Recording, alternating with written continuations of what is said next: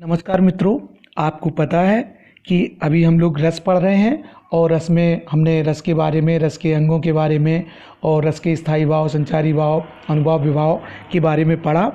और एक वीडियो में ये सारे रस का समाहित करना बहुत मुश्किल हो जाता है, तो हमने दो रस अथवा 3 रस किसी वीडियो में शामिल किए हैं। तो आज जिस वीडियो को बना रहे हैं उसमें 2 रस शामिल किए हैं, वीर रस और रौद्र रस। उनकी क्या परिभाषा है, क्या उदाहरण है, उस पर चर्चा करेंगे। तो मित्रों, अब हम शुरू करते हैं। और शुरू करने से पहले यदि आपने इस चैनल को सब्सक्राइब नहीं किया तो मेरा निवेदन है कि इस चैनल को सब्सक्राइब कर लें और बहुत आनंद के साथ, क्योंकि रस का अर्थ ही होता है आनंद, रस आना, तो आनंद के साथ हम रस को पढ़ते हैं।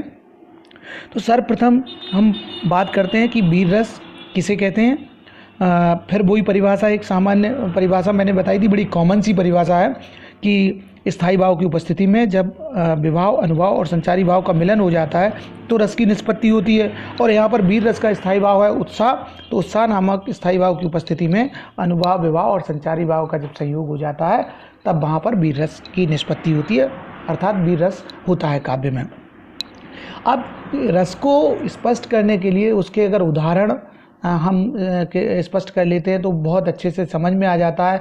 और कई बार प्रतियोगी परीक्षाओं और हाई स्कूल, हायर सेकेंडरी की परीक्षाओं में रस की पंक्तियां दे दी जाती हैं, उसमें पूछ लिया जाता है कौन सा रस है। तो कुछ उदाहरण देख लेते हैं। जैसे इसमें मैंने उदाहरण जो दिया है, मैं सत्य कहता हूँ सखे सुकुमार मत जानो मुझे, युद्ध में यमराज से प्रस्तुत सदा मानो मुझे, है और की तो बात क्या गर्व में करता नहीं, मामा तथा निस्तात से समर में डरता नहीं। ये बंधुओं उस समय का प्रसंग है जब महाभारत के युद्ध में आचार्य द्रोण ने चक्रव्यूह की रचना कर दी। तब अभिमन्यु जाता है चक्रव्यूह में भेजने, तो उसका अभिमन्यु का जो सारथी है वो सोचता है कि ये तो कुमार बालक है। तो उसकी शंका को समाधान करने के लिए अभिमन्यु कहता, मैं सत्य कहता हूँ हे मित्र, मैं सही कह रहा हूँ कि मुझे सुकुमार मत समझो, मुझे बालक मत समझो। युद्ध में यमराज के सामने भी युद्ध में मैं युद्ध करने को तैयार हूँ, प्रस्तुत हूँ। है और की तो बात क्या, मैं और की तो बात ही नहीं करता। और ये मत समझना कि मैं किसी प्रकार का गर्व कर रहा हूँ या घमंड कर रहा हूँ। मामा अर्थात अभिमन्यु के मामा, सुभद्रा का पुत्र अभिमन्यु, मामा श्री कृष्ण और तात अर्जुन के सामने भी मैं युद्ध में नहीं डरता। ये किसी प्रकार के गर्व मत समझना। तो इसमें वीरोचित भावना है अभिमन्यु की और उसका वीर भाव, उत्साह दिख रहा है युद्ध के मैदान में। ना तो वो यमराज से भय खाता है, ना अपने मामा श्री कृष्ण, और ना ही जो दिग्विजयी अर्जुन है उसके पिता, उनके सामने भी युद्ध में नहीं डरता। तो वो उसका कहना है कि केवल सुकुमार मत समझो।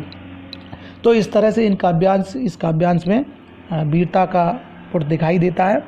इसी तरह सुभद्रा कुमारी चौहान जी की कविता है झांसी की रानी, उसमें उसकी पंक्तियाँ, सिंहासन ही लूटे राजवंशों ने भ्रकुटी तानी थी, बूढ़े भारत में भी फिर से आई नई जवानी थी, गुमी हुई आज़ादी की कीमत सबने पहचानी थी, दूर फिरंगी को करने की सबने मन में ठानी थी, खूब लड़ी मर्दानी हुए तो झांसी वाली रानी थी।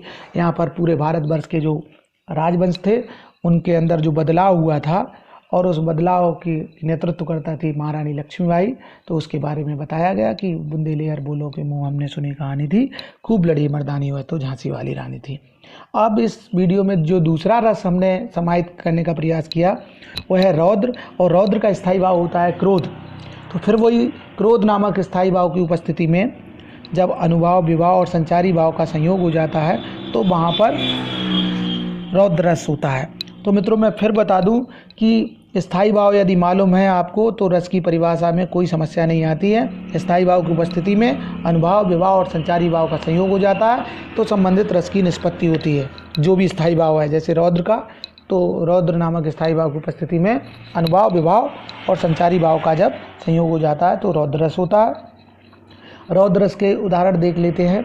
मैं बता दूं कि काव्य का वह भाग, काव्यांश वह भाग जिसमें क्रोध की अभिव्यक्ति हो जाए तो वहाँ पर रौद्र रस होता है।